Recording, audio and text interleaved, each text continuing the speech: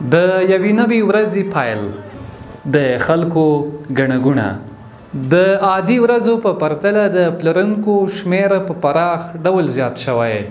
د پلور بازار هم توپ شوی د ګردیز اوسیدونکي وایي د کوچني اختر خوښۍ نمانځلو لپاره چمتوالی نیسي نو هر سړی هڅه کوي چې اختر ته یو شی برابر کړي وروره جان او روان دي په بازار کې څوک سوداوي کوي خپل کاروبار مسخدار سړي روان کړی دی نوره بس امنیت په هغه کې ډېر لوی شکر د خوشحاله یو چې ښه امنیت دی د ښار سړکونو پر غاړو د لاسي ګاډو شمیر زیات شوی پر پیاده رو د پلي تګ لپاره په سختۍ د پښو ځای پیدا کیږي هټیوال وایي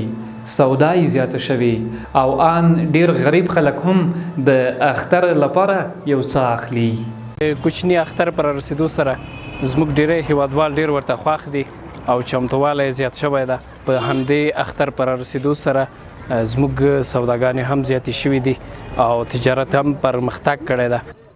د وچې میوې هټیوال وایي د تیر کال په پرتله د وچې میوې بیې راټیټې شوي پیستا،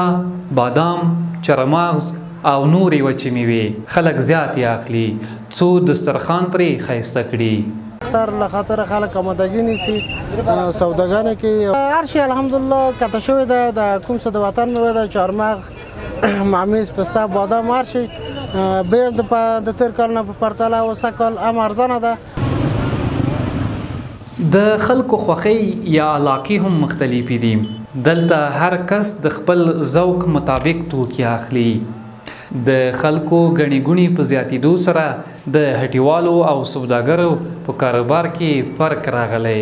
ولایتي مسؤلین بیا خلکو څخه غواړي چې د اختر خوښیو نمانځلو پر وخت هوایي ډزو څخه ډډه وکړي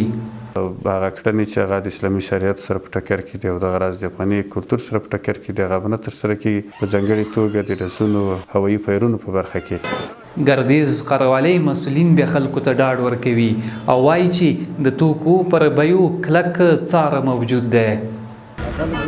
خلک او په ځانګړې توګه مسلمانان د اختر خوښۍ شیبې د عقیدې او دود له مخې په خوشحالۍ نمانځي د انسانانو په ژوند کې د خوښۍ ورځې نمانځل د هغوی اړتیا او غوښتنه ده